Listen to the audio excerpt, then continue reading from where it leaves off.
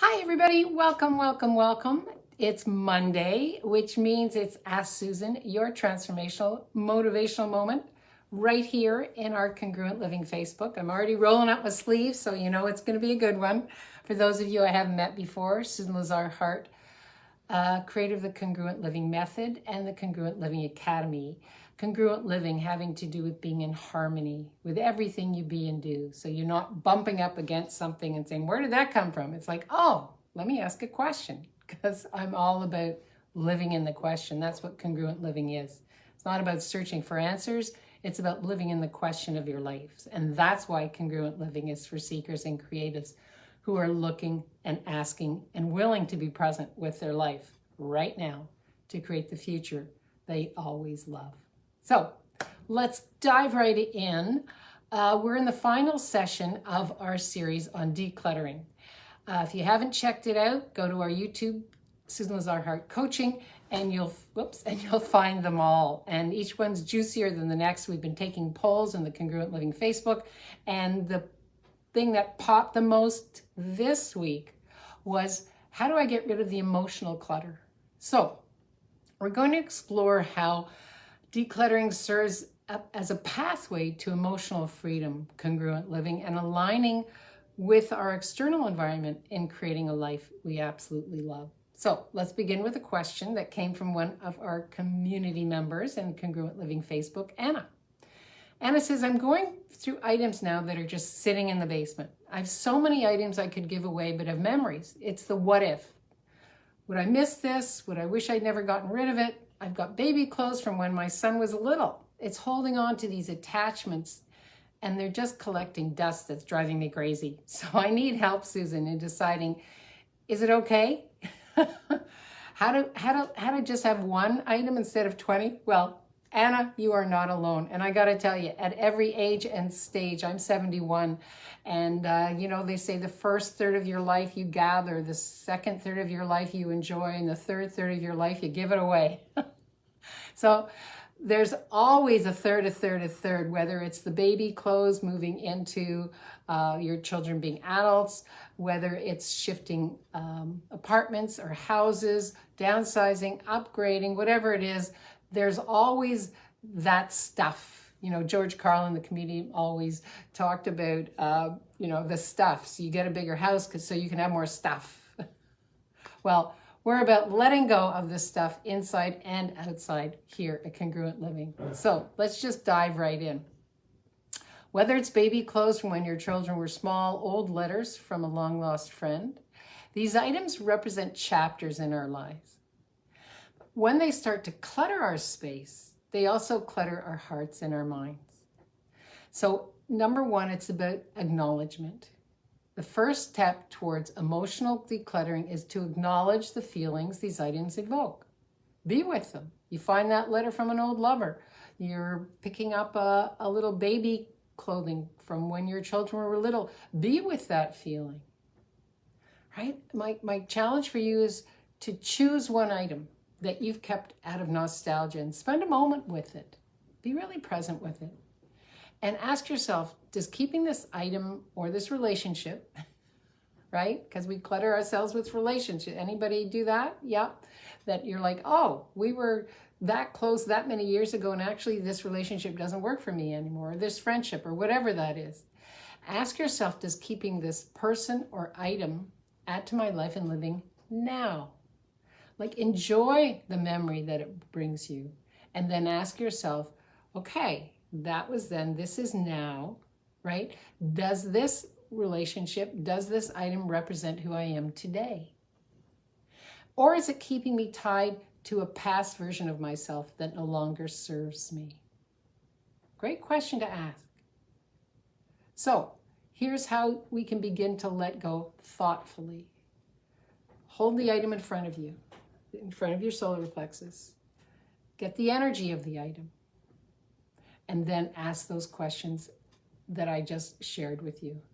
Does keeping this item add to my life and living? Will keeping this item add to my life and living? And your body will give you a yes or a no. The energy, everything's energy.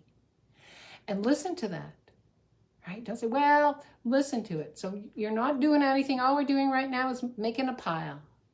right? You're putting the item that you actually feel creates something greater for you right now and will in the future.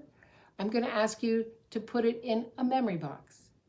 And the memory box is about keeping a limited number of significant items. Remember that. So that you can approach it with priority, right? These are your keepsakes. Put them in a memory box. If you get a no, pass it on, gift, donate, let someone else enjoy these items. I remember when the girls had, Rick's mom would send these beautiful little baby dresses, all hand smocked, and then I kept them in the cedar closet, and all of a sudden I came down and the girls were way beyond the age of wearing those dresses, and I scooped them all up and brought them to where I knew a church was having a church sale. And they were absolutely delighted. I was absolutely delighted. It's about playing it forward. Knowing that your cherished items are appreciated elsewhere actually provides closure for you. Play it forward. Do some research. Another example is right here in Vermont, we have a whole stack of children's books, and none of the children are interested in them anymore. They've grown up, they've grown on. Even the little grand beings, they have their own books they want to read. They're not interested in it. So I noticed there's a children's literacy foundation that just moved in down the street. So I walked in and I said, hey, would you like some old books? And I looked around and I saw piles and stacks of these brand new books. And this woman was so generous in responding to me. And she said, you know, the kids that we work with, are for them to receive a brand new book that nobody else has had really means so much to them.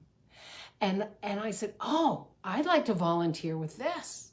And so she took my name down. There are certain times of the year where they need help packing the books up and sending them off to schools and making, you know, all kinds of delicious, joyous presents for these kids. I'll be part of that. So not only did my looking for a place to pass these books on to create more awareness for myself, open up my heart to what these kids would love to receive who have never had a new book, it actually introduced me to a whole different group of people that I can get involved with as well. So that's, you know, when you hold on to something, and there's a place here in Vermont that will happily take these old books as well. So the point being, anything you hold on to holds you back from being you. Simple as that. Anything you hold on to holds you back from being you. Now, there's a difference between something that adds to your life and living, something that actually, you see way back here, I've got these little shoes. I think they're size 2, and they've got little fairy cutouts on them. And for me, they're an art piece. They remind me of a time when everybody was a little bit more naive, a lot of play, a lot of wonderment, and they're also an art piece. And so I have them on the wall. And they don't hold me back from anything. It's like, ooh, what else can I create that brings me joy? So that's the emotion that you want, right? So if you're holding on to something with the regrets, ask yourself, who am I holding on to this for? Like, how many of us were given something from Great Aunt Mary or Aunt Sophie or something like that, candlesticks or something, and they said, oh, I thought of you when this person passed on, and I want you to have these. And you're going like, I don't think I really want them. It's okay, right? This is your life. It's your creation. It's your lens. It's your reality. How do you want your reality to play out? What does that look like for you? Now, sometimes having a small goodbye ritual, a little ceremony, assists you as well in letting go. It can be as simple as saying a few words of gratitude before donating it and passing it on. Again, as we started off, have that moment with yourself and then be in the question. Because it's about deepening the connection between decluttering, emotional freedom, and congruent living. Decluttering's not just about clearing space in your home. I hope for all of you that have been popping in every week with Ask Susan, you're getting a sense of that, of all the different ways we hold on and can declutter. It's about clearing out the emotional dust and aligning your living space with your deepest truth, with this question, what would I love? Does holding on to this add to the, what would I love? What could that look like? Because there's, again, people, things, relationships that we created many years ago that don't actually add to our life and living now. You're living in the now.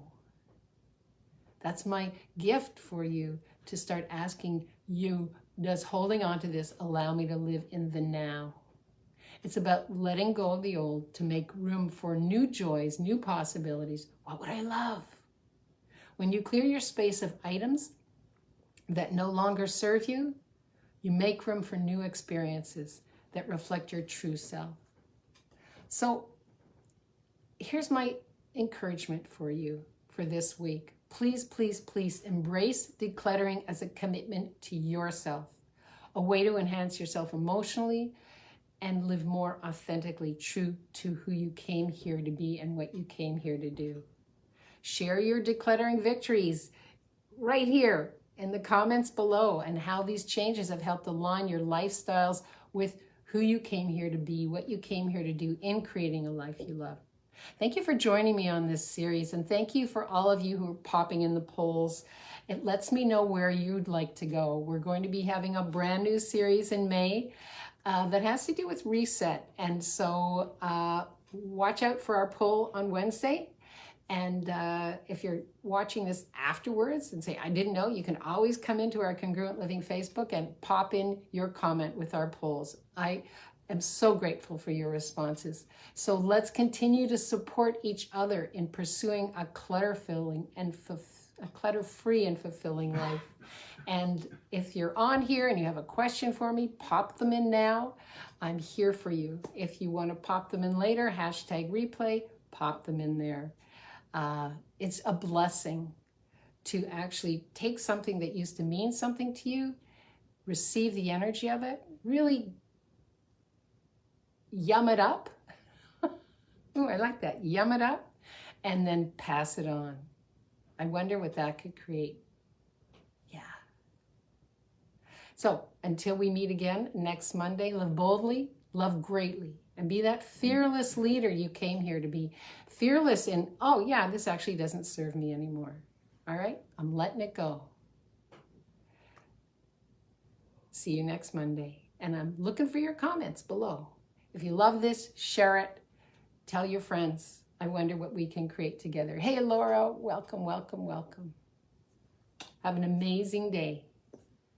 Bye-bye.